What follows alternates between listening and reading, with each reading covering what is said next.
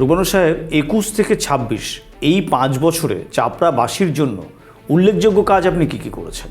Government college করতে পেরেছি, একটা ITI করতে পেরেছি, বড় আন্দোলিয়ার পাওয়ার স্টেশন, চাপড়া হাসপাতালে বিভিন্ন সময় বিভিন্ন আমরা কিন্তু কাজ করেছি। চাইল্ড কেয়ার ইউনিট সেটা করতে পেরেছি আমরা। প্রায় 150 কিলোমিটার রাস্তা। আপনি যেমন চাপড়ার বিধায়ক, পাশাপাশি আপনাদের সাংগঠনিক জেলার আপনি চেয়ারম্যানও বটে, তারপরও আমরা চাপড়াতে দেখি সবথেকে বেশি গোষ্ঠীদ্বন্দ্ব কেন? চাপড়ায় কোনো গোষ্ঠীদ্বন্দ্ব নেই।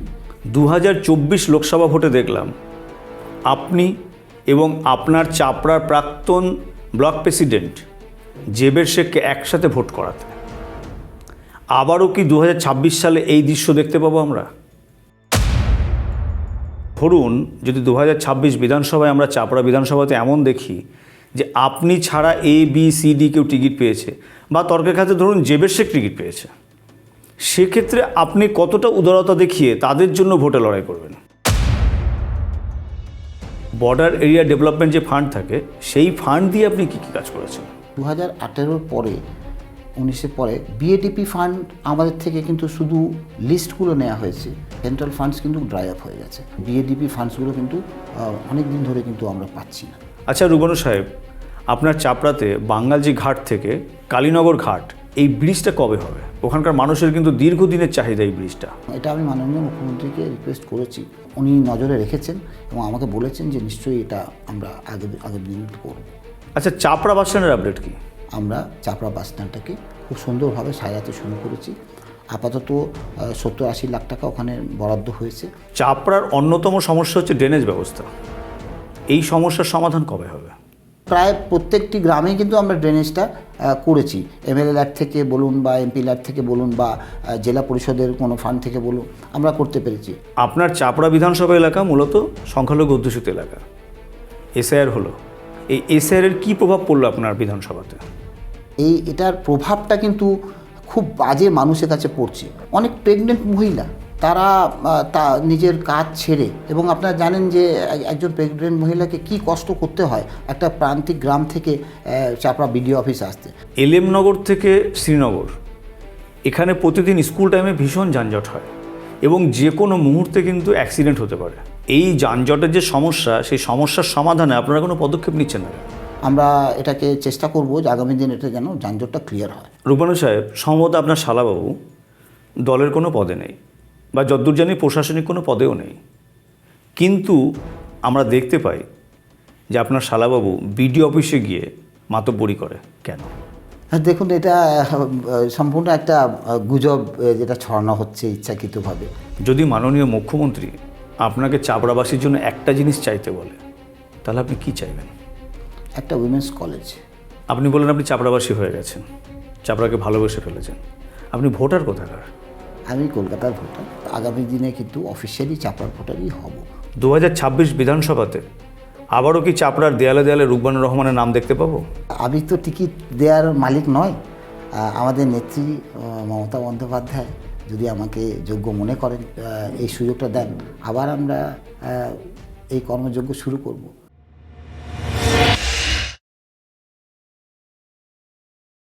এই অনুষ্ঠানটি নিবেদন করছে বিনা পানি fashion private limited, Krishnanagar, Nadia.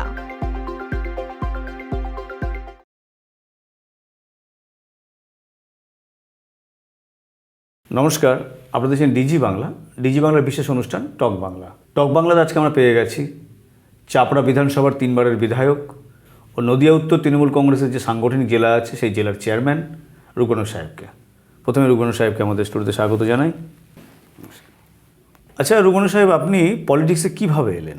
পলিটিক্সে আমি অ্যাকচুয়ালি তো পলিটিক্সের কোনো দিন এর আগেও 2007-এর আগে কোনো দিন ভাবিও নি যে পলিটিক্সে আসবো।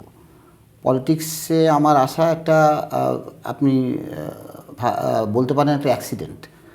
আমার যখন ছোট ভাই মারা যায়, তখন একটা বড় আন্দোলন হয় এবং সেই আন্দোলনে সেটা একটা জনমুখী আন্দোলন ছিল, এবং সেই আন্দোলনে সাধারণ মানুষ থেকে শুরু করে ছাত্রীরা সকল ইয়াং জেনারেশনরা বেশি পার্ট নিয়েছিল এবং সেই আন্দোলনটা কিন্তু কোনো সাম্প্রদায়িক তার মুখ ছিল না, সব একদম জন আন্দোলন। সেই হিসেবে পরে মমতা বন্দ্যোপাধ্যায় তিনি তখন ক্ষমতায় তখন আমরা আসেনি, তৃণমূল কংগ্রেস তখন ক্ষমতায় আসেনি, কিন্তু তিনি আমাকে রিকোয়েস্ট করেছিলেন যে তুমি পলিটিক্সে এসো, এবং ওনার রিকোয়েস্টেই কিন্তু আমার আশা, এবং আজকেরও আমি কিন্তু ওনাকে দেখেই রাজনীতিটা করেছি, আগেও করেছি, আজও করি, কালও করব।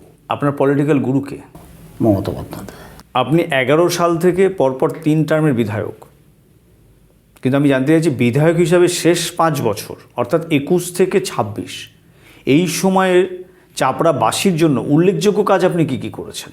আমরা 2021-এর আগে বহু ভালো ভালো কাজ চাপড়ায় করেছি, যার মধ্যে আমার খুব স্যাটিসফ্যাকশনের কাজ, এবং চাপড়া মানুষ খুবই উপকৃত হয়েছেন। একটা চাপড়ায় গভর্নমেন্ট কলেজ ছিল না, গভর্নমেন্ট কলেজ করতে পেরেছি, এবং তাতে অনেক ছাত্রছাত্রীরা এখন পড়াশোনা করছেন, এবং খুবই চাপড়াবাসী কিন্তু খুব উপকৃত হয়েছে। তারপর একটা ITI করতে পেরেছি, ITIটা ভালো সুন্দরভাবে চলছে, এখন PPP মডেলে চলছে। একটা বড় আন্দুলিয়ার পাওয়ার স্টেশন, বড় আন্দুলিয়া যে জায়গাটা, সেই জায়গাটা অনেক পাওয়ার কাট হতো বা খুব ফ্লাকচুয়েট হতো, সেটা আমি মাননীয় বিদ্যুৎ মন্ত্রীকে একটা রিকোয়েস্ট দিয়েছিলাম, এবং সাধারণ ওখানে গ্রামের মানুষ তারা বলেছিলেন যে দাদা একটা কিছু ব্যবস্থা করুন, তো সেটা পাওয়ার সাবস্টেশন আমরা করতে পেরেছি, তার জন্য ওখানে মানুষ অনেক উপকৃত হয়েছেন। তারপর ইনফ্রাস্ট্রাকচার ডেভেলপমেন্টের মধ্যে আপনি চাপড়া হাসপাতালের যে কথা যদি বলেন, চাপড়া হাসপাতালে বিভিন্ন সময় বিভিন্ন আমরা কিন্তু কাজ করেছি, MLR থেকে অনেক কাজ ওখানে হয়েছে।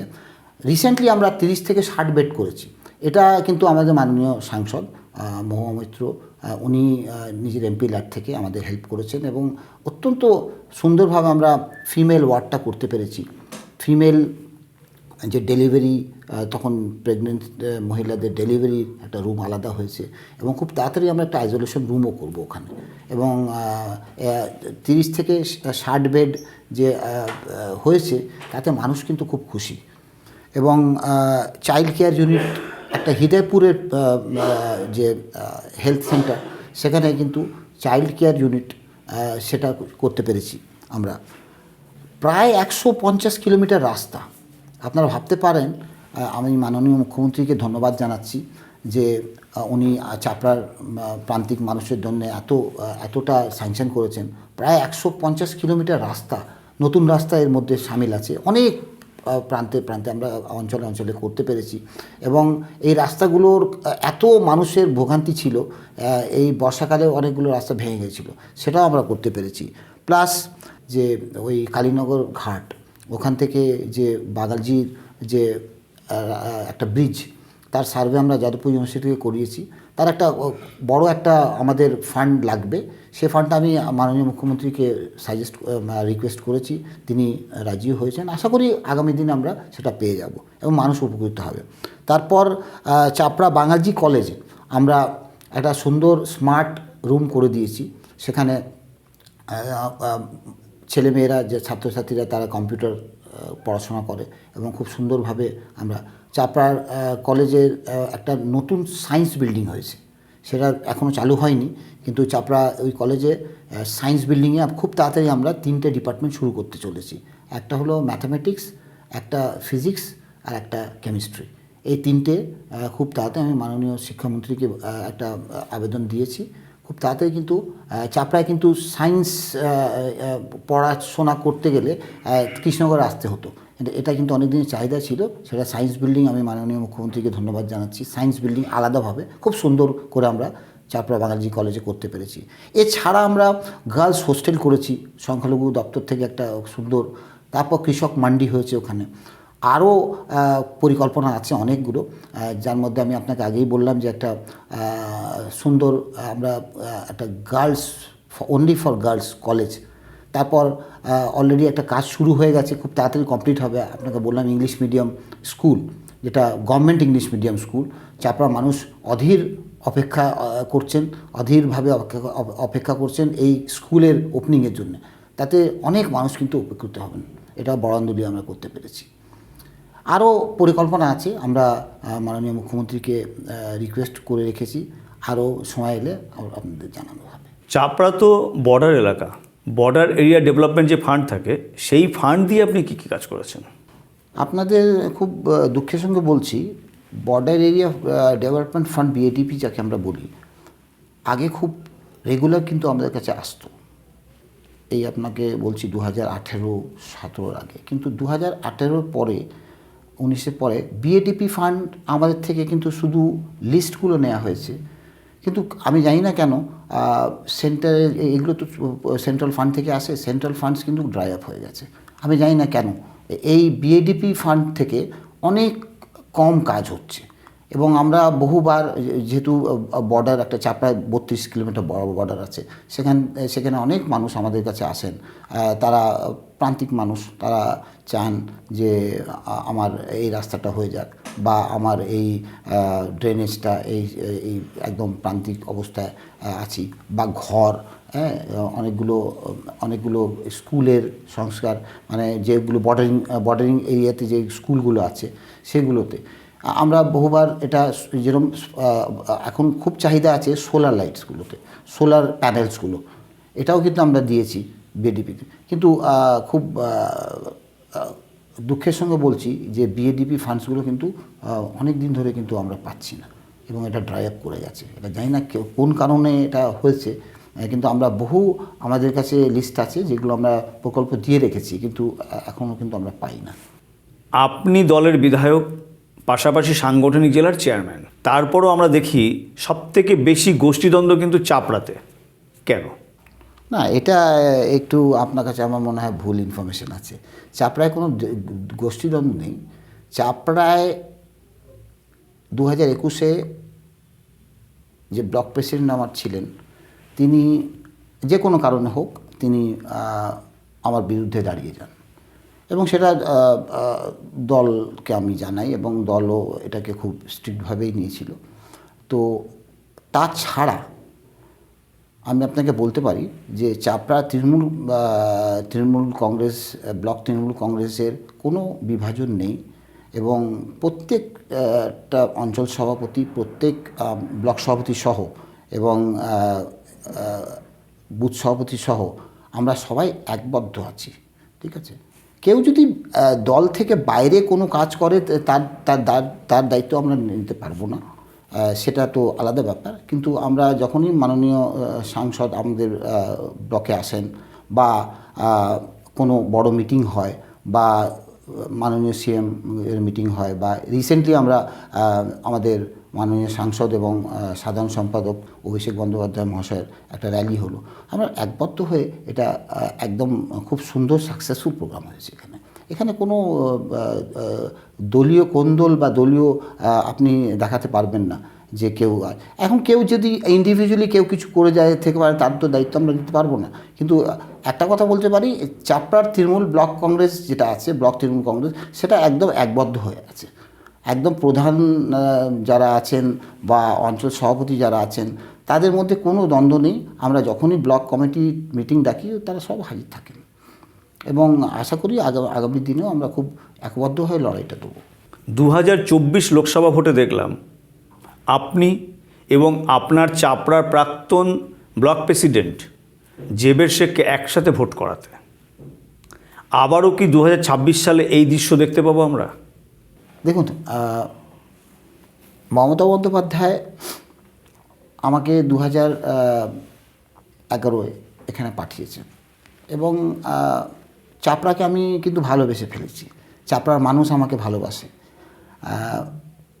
পরে অভিষেক বন্দ্যোপাধ্যায় দলের সাধারণ সম্পাদক হয়েছেন। এনারা দুজনই কিন্তু আমাকে বারবার নমিনেট করেছেন। 2011-তে নমিনেট করেছেন, 2016-এ নমিনেশন হয়েছে, 2021-এ আমি টিকিটটা পেলাম, থ্যাঙ্কস টু মমতা বন্দ্যোপাধ্যায় এবং অভিষেক বন্দ্যোপাধ্যায়। কিন্তু একটা কথা আমি বলতে পারি আপনাকে, যে এখানে আমার কিন্তু একটাই টার্গেট, যেটা আমাকে মমতা বন্দ্যোপাধ্যায় বলেই পাঠিয়েছিলেন, যে তুমি চাপড়ার মানুষকে যারা যারা সাধারণ গ্রামের মানুষ, তাদের জন্য কাজটা করবে, তাদের সেবা করবে। তুমি থাকবে। আমি তো আগে কলকাতায় থাকতাম, এখন কিন্তু আমি চাপড়াবাসী হয়ে গেছি, চাপড়ায় সবসময় থাকি। চাপড়া কৃষ্ণনগর এইটাই আমার কিন্তু কর্মক্ষেত্র। এবং সেই হিসাবে আমি বলতে পারি যে আমরা চাপড়া ব্লকে মমতা বন্দ্যোপাধ্যায়ের আদর্শে যে রাজনীতিটা করি এবং চাপড়া তৃণমূল কংগ্রেসের ব্লকের যে রাজনীতি, ব্লক প্রেসিডেন্ট থেকে শুরু করে একদম বুথ প্রেসিডেন্ট অবধি আমরা সবাই একভাবে কাজ করি। কেউ যদি কোনো ভেস্টেড ইন্টারেস্টে, কেউ যদি নিজের সেলফিশ ইন্টারেস্টে কেউ যদি কাজ করে, সেটা আলাদা ব্যাপার, সেটা তো দায়িত্ব আমরা নিতে পারবো না। কিন্তু আমরা তৃণমূল কংগ্রেস করি, আমরা উদার মনে সবাইকে ওয়েলকাম করি। 2024-এ আমাদের মাননীয় মুখ্যমন্ত্রী যখন কৃষ্ণনগরে এলেন, তিনি নিজে আমাকে বললেন যে তুমি ইয়েকে নিয়ে নাও, জেবের শেখকে নিয়ে নাও দলে। তো আমি বললাম নো প্রবলেম। তখন আমাদের সাংসদ মোহাম্মদ, তিনি ক্যান্ডিডেট, তিনিও আমাকে বললেন। তো আমরা জেবের শেখকে ওয়েলকাম করলাম। সে তাই আপনারা নিশ্চয়ই দেখেছেন, একসঙ্গে আমরা ভোটটা করেছি।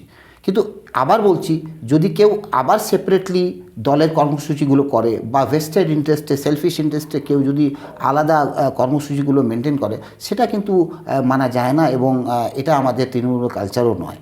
এবং সেটার জন্যে তৃণমূল কংগ্রেসের ওপরতলার কাছে অনেক কমপ্লেন্টও গেছে এবং রীতিমতো ব্যবস্থাও নেওয়া হয়েছে। যারা এইসব দলের ঊর্ধ্বে কেউ যদি ভাবে নিজেকে এবং দলের ঊর্ধ্বে হয়ে কোনো কাজ করে, তাহলে সেটা ভেস্টেড ইন্টারেস্টের কাজ হবে এবং সেলফিশ ইন্টারেস্টের কাজে দল কিন্তু অনুমোদন করে না। এটা রূপনাথ সাহেব, আপনি অনেক উদারতার কথা শোনালেন, আপনার দল অনেক উদার, মাননীয় মুখ্যমন্ত্রী মমতা বন্দ্যোপাধ্যায় অনেক উদার, আপনিও অনেক উদার। কিন্তু ধরুন যদি 2026 বিধানসভায় আমরা চাপড়া বিধানসভাতে এমন দেখি যে আপনি ছাড়া ABCD কেউ টিকিট পেয়েছে, বা তর্কের ক্ষেত্রে ধরুন জেবের শেখ টিকিট পেয়েছে, সেক্ষেত্রে আপনি কতটা উদারতা দেখিয়ে তাদের জন্য ভোটে লড়াই করবেন? দেখুন, আমি আপনাকে আগেও বলেছি, এখনও বলছি, আমি দলের সৈনিক। আমি মমতা বন্দ্যোপাধ্যায়, তিনি আমার আদর্শ। তিনি যেটা ঠিক করবেন চাপড়ার জন্যে, সেটার জন্য রুকবানুর রহমান সবসময় প্রস্তুত থাকবে। সে XYZ কে ক্যান্ডিডেট হলো সেটা দেখার কথা না।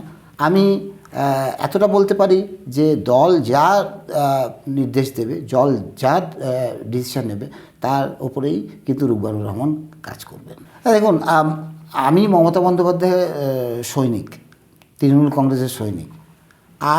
আমাকে দল যা দায়িত্ব দেবে, আপনারা জানেন আমি চেয়ারম্যান এই সাংগঠনিক জেলার, এবং আমি যতটা পেরেছি আমাদের সাংসদ মোহাম্মদ, তিনি সভাপতি, তেনার সঙ্গে কাঁধে কাঁধ মিলিয়ে কাজটা করতে। এবং আমাদের যে 7টা বিধানসভা, সেই প্রত্যেকটি বিধানসভা আমরা গেছি, প্রচার করেছি। এই রিসেন্টলি আমাদের বাই ইলেকশন ওখানে কালীগঞ্জে হলো, সেখানে আমরা জোরদার প্রচার করলাম এবং আপনারা দেখেছেন নিশ্চয়ই আমাদের ক্যান্ডিডেট আলিফা আহমদ খুব সুন্দর ভালোভাবে জিতেছে, মানুষ ওখানে দোয়া আশীর্বাদ করেছেন। ঠিক সেভাবেই বলতে পারি যে শুধু চাপড়া নয়, 8টা বিধানসভা আমি চেয়ারম্যান, এবং এই চেয়ারম্যান হিসেবে আমি বলতে পারি যে দল যদি আমাকে যে দায়িত্ব দেবেন, অবজারভার হিসেবে বলুন বা কোনো একটা পার্টিকুলার কনস্টিটিউয়েন্সির বলুন, আমি সেটা প্রস্তুত। এবং আমি 2007 থেকে মমতা বন্দ্যোপাধ্যায়ের সঙ্গে আছি। তিনি আমাকে যে দায়িত্ব সময় সময় দিয়েছেন সেটা পালন করেছি, আগামী দিনও পালন করব। এবং মমতা বন্দ্যোপাধ্যায়ের হাত ধরেই আমি এই পলিটিক্সে এসেছি এবং আগামী দিনে ওনার সঙ্গেই থাকবো, ওনার হাতটাই ধরে থাকবো।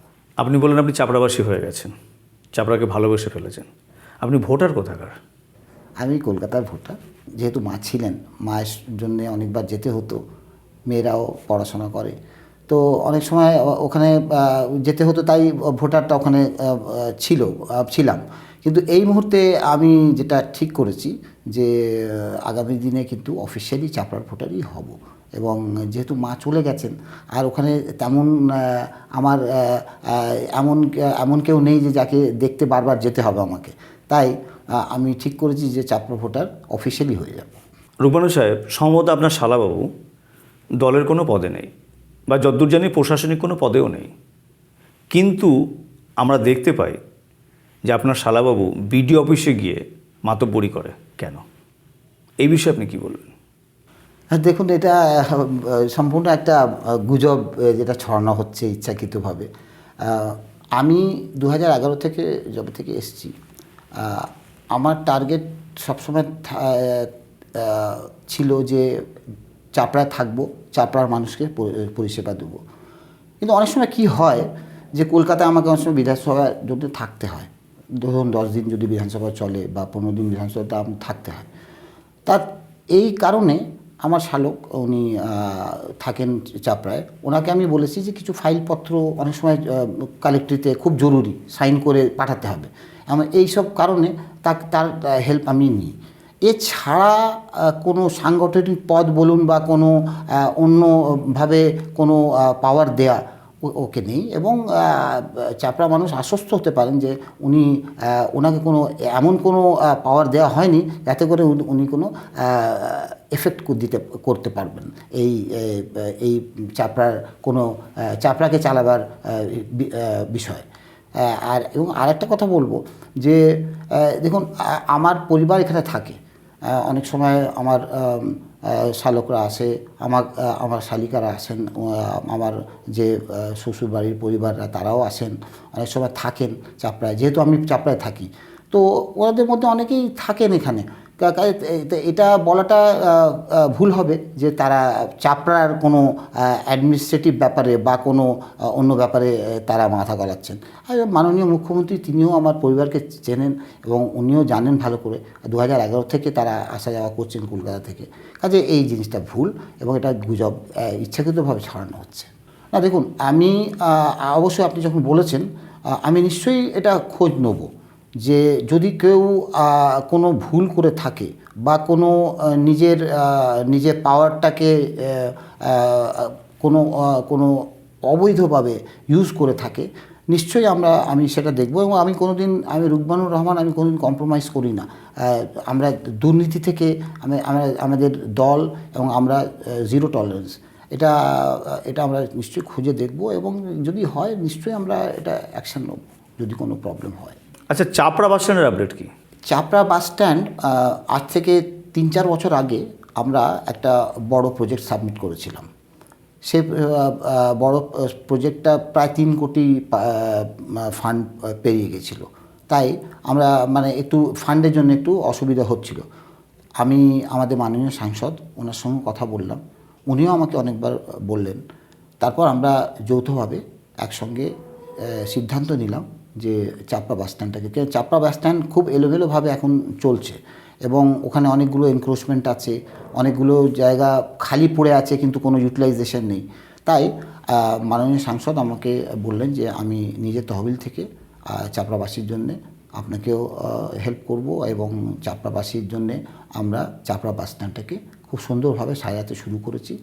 আপাতত 70-80 লাখ টাকা ওখানে বরাদ্দ হয়েছে। ভালো চাপড়া কাজ চলছে, আপনারা গিয়ে দেখতে পারেন। তবে একটু এখনও বাকি আছে কাজগুলো, কিন্তু অবশ্যই যখন চাপড়া বাস স্ট্যান্ডটা হয়ে যাবে তখন চাপড়াবাসীরা অনেকই লাভ পাবেন। কারণ এত সুন্দরভাবে ওটা করা হচ্ছে যে একদিক থেকে বাসগুলো ঢুকবে, একদিক থেকে বেরোবে। এবং আপনারা জানেন ভালো করে যে চাপড়া থেকে আমার আরেকটা প্ল্যান আছে, সেটা আমি মাননীয় সাংসদকেও বলবো এবং আমাদের মাননীয় পরিবহন মন্ত্রী স্নেহাশিস চক্রবর্তী এসেছিলেন এবং ওনাকে আমি রিকোয়েস্ট করেছি চাপড়া থেকে দীঘা আর দীঘা টু চাপড়া, এটা চাহিদা অনেক। মানুষ কিন্তু চাপড়ার দীঘায় যেতে খুব ভালোবাসে এবং আমার এটা প্ল্যানিং আছে যে চাপড়া বাস স্ট্যান্ডের পরে আমরা এই রুটগুলো শুরু করব। আচ্ছা রুকমানুর সাহেব, আপনার চাপড়াতে বাঙ্গালজি ঘাট থেকে কালীনগর ঘাট এই ব্রিজটা কবে হবে? এটা অনেক দিনের মানুষের চাহিদা এবং আমি আপনাকে বলি, এখন যদি মানুষ যারা কলকাতা যান বা ওই দিকে যারা চাকদা বা রানাঘাট যান, তাদেরকে কিন্তু কৃষ্ণনগর হয়ে যেতে হয়। অনেক সময় মানুষ কিন্তু একটা সাইড থেকে যদি ওই হাইওয়েতে যায় তাহলে বাঙালজির যে চাপড়া 2 এর যে পঞ্চায়েত, তাদের অনেক দিন ধরে চাহিদা আছে এবং আপামর চাপড়ার মানুষের চাহিদা আছে যে কালীনগর ঘাট, ওইদিকে কালীনগর ধুবুলিয়ার দিকে কালীনগর ঘাট আছে আর এই দিকে বাঙালজি ঘাট আছে। এইটাই যদি আমরা যদি কানেক্ট করতে পারি তাহলে সরাসরি কৃষ্ণনগরকে বাইপাস করেও আমরা কিন্তু হাইওয়েতে যেতে পারি এবং তার জন্যে আমরা বহুবার চেষ্টা করেছি। কিন্তু একটা বড় আবার ওই একটা বড় চ্যালেঞ্জ হয়ে উঠেছে ফান্ডটা। আমরা যাদবপুর ইউনিভার্সিটি থেকে একটা সার্ভে করিয়েছিলাম এবং সেই সার্ভেতে দেখা গেল যে প্রায় 15 থেকে 16 কোটি টাকা একটা ব্রিজে লাগবে এবং এটা আমি মাননীয় মুখ্যমন্ত্রীকে রিকোয়েস্ট করেছি। আশা করছি যে আগামী দিনে নিশ্চয়ই, যেহেতু একটু ফান্ড ক্রাঞ্চ চলছে, কিন্তু উনি নজরে রেখেছেন এবং আমাকে বলেছেন যে নিশ্চয়ই এটা আমরা আগের দিনে করব। এটা মানুষের চাহিদা এবং মানুষ খুব উপকৃত হবে যদি এই ব্রিজটা আমরা করতে পারি। চাপড়ার কিন্তু একটি অন্যতম সমস্যা হচ্ছে ড্রেনেজ ব্যবস্থা। এই সমস্যার সমাধান কবে হবে? হ্যাঁ, আপনি খুব রাইট জায়গায় ধরেছেন। চাপড়া যেহেতু একটা রুরাল জায়গা, কৃষকরা বেশি থাকেন ওখানে, কৃষকদের গ্রামে যে রাস্তাগুলো, এই রাস্তাগুলো কি হয়, রাস্তাগুলো দু এন্ড থেকে তো বাঁধানো থাকে না, রাস্তাগুলো কিন্তু যেদিকে এন্ড হয়, দু সাইডে যখন এন্ড হয় তখন কিন্তু মাটি থাকে। তো এই জল, যেটা বিশেষ করে বর্ষাকালে জল অনেক ভার নদী থেকে উঠে যায় এবং গ্রামে ঢুকে যায়। এই জল নিকাশির জন্যে আমরা বহু জায়গায় কিন্তু ড্রেনেজ করেছি এবং ড্রেনেজ আমরা প্রায় প্রত্যেকটি গ্রামেই কিন্তু আমরা ড্রেনেজটা করেছি। এমএলএ ল্যাড থেকে বলুন বা এমপি ল্যাড থেকে বলুন বা জেলা পরিষদের কোনো ফান্ড থেকে বলুন, আমরা করতে পেরেছি। প্রবলেমটা একটাই, এই যেহেতু চাপড়ায় একটা সেন্ট্রালাইজড ড্রেনেজ সিস্টেম নেই, হয় কি যে ইন্ডিভিজুয়াল ড্রেনেজ সিস্টেমগুলো যে প্রত্যেক গ্রামে হয়, সেই প্রত্যেক গ্রামে 2-3 বছর হওয়ার পরে এই ড্রেনেজগুলো, ইন্ডিভিজুয়াল ড্রেনেজগুলো চোকড হয়ে যায়, মাটি ঢুকে যায় এবং এই মাটি ঢোকার কারণে ড্রেজিং হওয়া সম্ভব হয় না এবং কি হয় যে ওই ড্রেনেজ সিস্টেমটা আবার থেকে আইদার সংস্করণ করতে হয় বা ওটাকে আবার রিমডেল করতে হয়। তাই এটা সমস্যা থেকে গেছে। আর যেহেতু আপনারা জানেন চাপড়ায় পাট খুব একটা ভালো ক্যাশ ক্রপ এবং পাটের যে যখন সিজন থাকে তখন মাটির ওই যখন ট্রাক্টরগুলো ওঠে এত মাটিগুলো ফেলে, তখন কি হয়, ড্রেনেজগুলো চোকড আপ হয়ে যায়। তাতে করে আমাদের আবার প্রত্যেক বর্ষাকালে ওই ড্রেনেজগুলোকে পরিষ্কার করতে হয়, নইলে আবার ওই ড্রেনেজের ওই আলটিমেটলি গিয়ে মাটি চোকড করে দেয়। তাই হয়। আদারওয়াইজ কিন্তু ড্রেনেজ সিস্টেমে কোনো প্রবলেম নেই, সব জায়গায় কিন্তু আমরা ড্রেনেজ করতে পেরেছি এবং চাপড়ার প্রত্যেকটি অঞ্চলেই কিন্তু ড্রেনেজ ভালো রকমই হয়েছে, সব ফান্ড থেকেই হয়েছে, কিন্তু আরও বাকি আছে কিছু কিছু জায়গা, আমরা সেটা করব। এলেমনগর থেকে শ্রীনগর, এখানে প্রতিদিন স্কুল টাইমে ভীষণ যানজট হয় এবং যে কোনো মুহূর্তে কিন্তু অ্যাক্সিডেন্ট হতে পারে। এই সমস্যার সমাধানে আপনারা কোনো পদক্ষেপ নিচ্ছেন না কেন? না, এটার আপনি ঠিকই বলেছেন, এটা একটা পেরেনিয়াল সমস্যা হয়ে গেছে। আমি বহুবার কিন্তু উদ্যোগ নিয়েছি, নিজে দাঁড়িয়ে থেকে পুলিশের সাহায্য নিয়ে আমরা কিন্তু ওখানে, যেহেতু স্কুল, ওখানে কয়েকটা স্কুল আছে, বিশেষ করে মেরি ইম্যাকুলেট স্কুল আছে আর আরও কয়েকটা স্কুল আছে, তার বাচ্চাগুলো যখন বেরোয় ছুটি হওয়ার পরে তখন একটা যানজট ক্রিয়েট হয়। আর আরেকটা যেটা সমস্যা হয়ে গেছে, টোটোগুলো অনেক বেড়ে গেছে। আগে টোটো ছিল না, তখন এইগুলো কিন্তু চোকড আপ হতো না। একটা সময় কি হয়, যখন ছুটি হয় তখন অনেক মালবাহী গাড়িগুলোও ঢোকে এবং কৃষ্ণনগর টু করিমপুর যে বাসগুলো তারা ওখানে দাঁড়িয়ে যায় এবং সেটা গতবারেও আমরা একটা ড্রাইভ নিয়েছিলাম এবং পুলিশ ড্রাইভ থেকে আমরা অনেকটা ওটাকে খালি করতে পেরেছিলাম।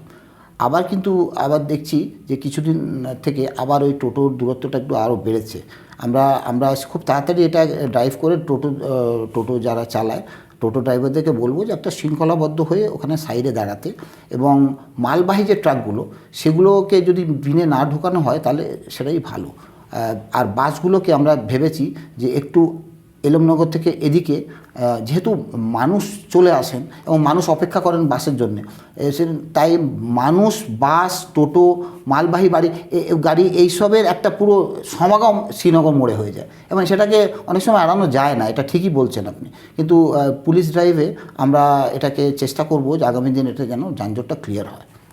আচ্ছা রুবানু সাহেব, যদি মাননীয় মুখ্যমন্ত্রী আপনাকে চাপড়াবাসীর জন্য একটা জিনিস চাইতে বলে, তাহলে আপনি কি চাইবেন?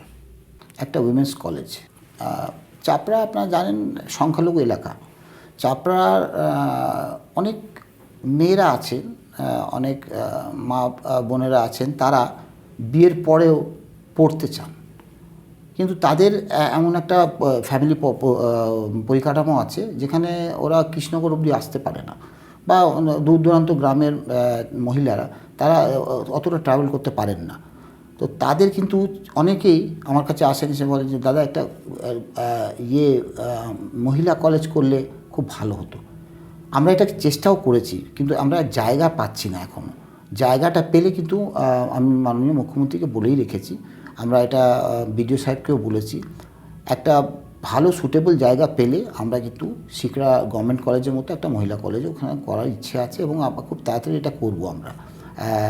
আপনারা জানেন ভালো করে যে ওখানে যেহেতু সংখ্যালঘু ফ্যামিলিরা আছেন, অনেকেই চান যে মেয়ে আমার এরিয়াই পড়ুক, আমার ব্লকেই পড়ে, এবং অনেকেই শুধু সংখ্যালঘু কেন, অনেকেই মহিলারা আছেন যারা হয়তো ট্রাভেল করেন না অতটা, চান যে নিজের ব্লকেই একটা মহিলা কলেজ হোক।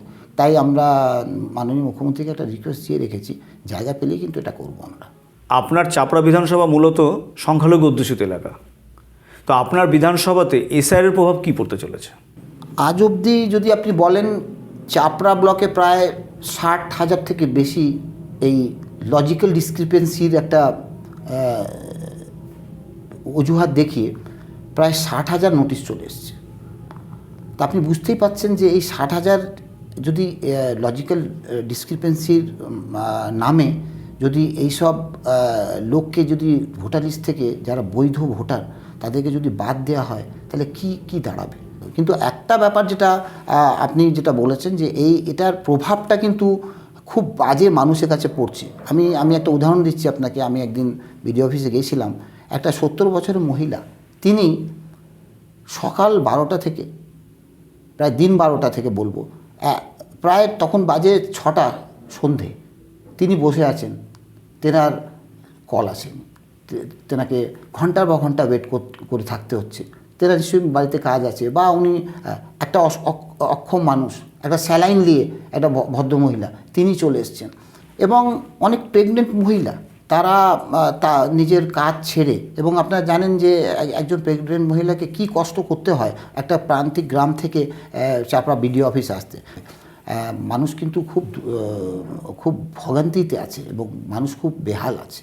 একদম শেষ প্রশ্ন, 2026 বিধানসভাতে আবারও কি চাপড়ার দেয়ালে দেয়ালে রুকবানুর রহমানের নাম দেখতে পাবো? এটা প্রশ্নটা আপনি করেছেন ভুল লোককে। আমি তো টিকিট দেওয়ার মালিক নয়।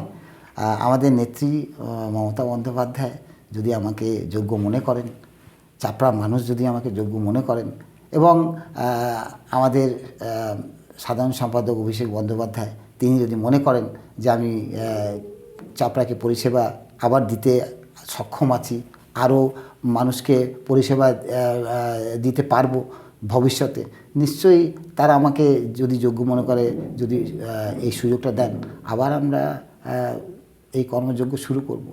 এবং মানুষের আশীর্বাদ সবসময় আমার কাছে ছিল, আজও আছে, আগামী দিনেও আশা করি চাপড়াবাসী আমাকে আশীর্বাদ দেবেন।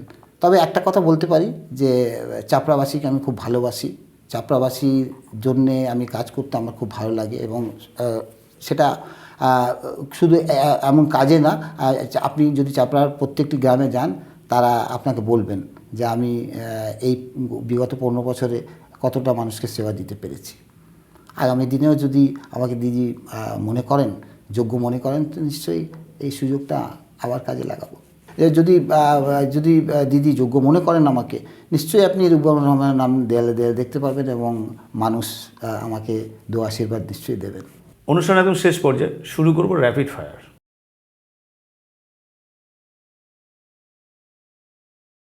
আচ্ছা রুকমান সাহেব, কোথা থাকতে বেশি ভালোবাসেন, চাপড়া নাকি কলকাতা?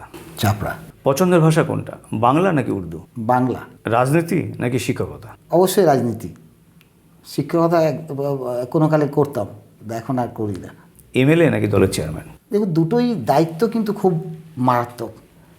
চেয়ারম্যান হিসেবেও আমাকে দায়িত্ব আমাকে পালন করতে হয়, এমএলএ হিসেবে আমার দায়বদ্ধতা আছে। এত লক্ষ মানুষ আমাকে ভোট দিয়েছেন, কাজে তাদের দায়িত্ব একটা বড় দায়িত্ব, এবং সাংগঠনিক চেয়ারম্যান হিসেবেও আমাকে বড় দায়িত্ব একটা দল দিয়েছেন। আমি চেষ্টা করি দুটোইকে ইকুইলিব্রিয়ামে রাখা এবং ব্যালেন্স করা। তবে অনেক কঠিন ব্যাপার এটা, যেন 8টা বিধানসভা চেয়ারম্যান প্লাস উন্নয়নের কাজ করা চাপড়ায়, প্লাস আরও অনেক দায়িত্ব যেটা দল দিয়েছে। আমি ফিশারি এবং অ্যানিমাল রিসোর্সেসের বিধানসভার চেয়ারম্যানও স্ট্যান্ডিং কমিটির, কাজে এইসব দায়িত্বগুলো জাগলারি করি, চেষ্টা করি যতটা পারি করতে। দীঘা নাকি দার্জিলিং? দীঘা। আমি সমুদ্র খুব ভালোবাসি, যেহেতু আমি মেরিন বায়োলজিতে আমার এমএসসি করা, আমি সমুদ্র তট খুব ভালোবাসি এবং আমাকে সবসময় সমুদ্র ডাকে, কিন্তু এখন আর যাওয়া হয় না, খুব কম যাওয়া হয়। কিন্তু আমি দীঘাটা পার্টিকুলারলি আমাদের একটা টুরিস্ট স্পট এবং খুবই ভালোবাসি দীঘায়। এতক্ষণ আপনারা দেখলেন চাপড়া বিধানসভার বিধায়ক রুকমানুর রহমানের সাথে আমাদের বিশেষ অনুষ্ঠান টক বাংলা। সামনে আসবে অন্য কোনো ব্যক্তিত্ব বা অন্য কোনো নেতৃত্ব। আপনাদের চোখ থাকুক ডিজি বাংলাতে। নমস্কার।